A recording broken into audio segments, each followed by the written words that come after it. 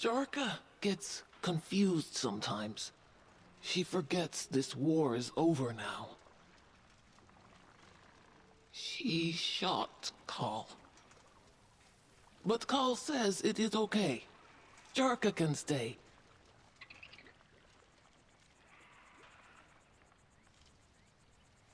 Fear. Such a delightful word. It teaches us to beware the dark and all the things within it that go snippety-snap, eager to rend your innards from your belly to stuff their own hungry guts. Oh, this puts me in mind of one of my favorite tales. For there is one legend older than all the rest, one that as civility beat back the wild as centuries turned into millennia, has evolved along with us.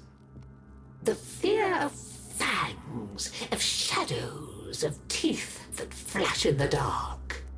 The story of a wolf waiting in the shadows, ready to rip out our throats. It was on one fateful Naberus night that a hapless Grineer soldier discovered that one should not wander off into the deep woods alone.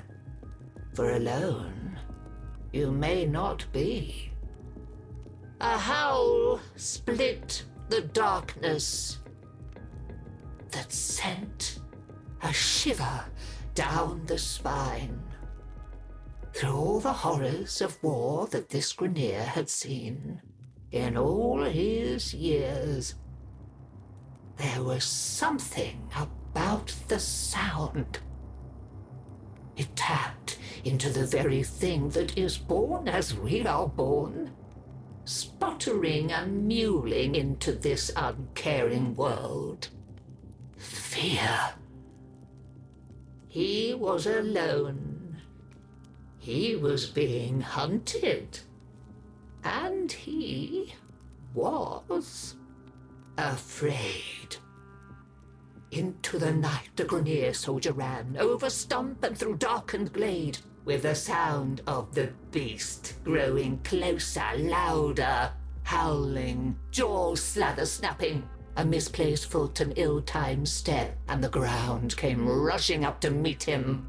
Rolling onto his back, he sought to defend himself, but last, catching sight of his pursuer, primal terror had come for him. A twisted shape, bulbous, stinking, fetid, jaws drooling with ooze and ire. An infected Kubradon. Lifting his marelock, his shaking hand took aim. Bang! A single shot killed the beast dead. He laughed at his own foolishness. He, a mighty soldier, afraid of a single sad and infested Kubradon.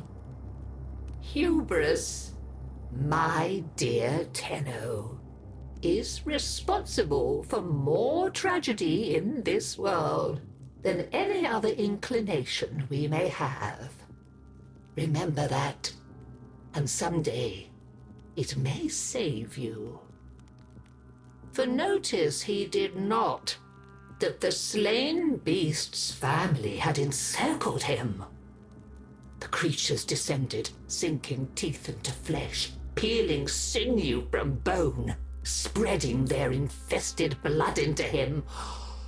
How he screamed, fighting off the monsters as best he could.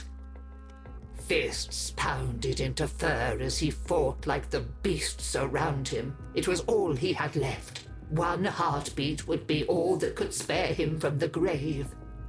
In the end, he survived, torn and shredded, bleeding and bitten, but alive. He thought that his arduous saga had come to an end. Until he heard that dreadful howl once more. Though, this time, it came from him. Flesh-twisting, bone-snapping, the noises that left his agonized form were bestial, wild, feral. Soon it was he who stalked the night. It was he who tasted blood upon his fangs. It was he who inspired the fear of the hunt. Oh, fret not, though, dear heart, for even the hunters can be hunted. The beasts can be felled, and trophies can be made of those who were brought low. But mark me, Tenno, for perhaps this Naberus night, when you think yourself the pinnacle of the hunt, you had best be wary of the eyes peering at you from the dark, lest you be next. Happy Naberus!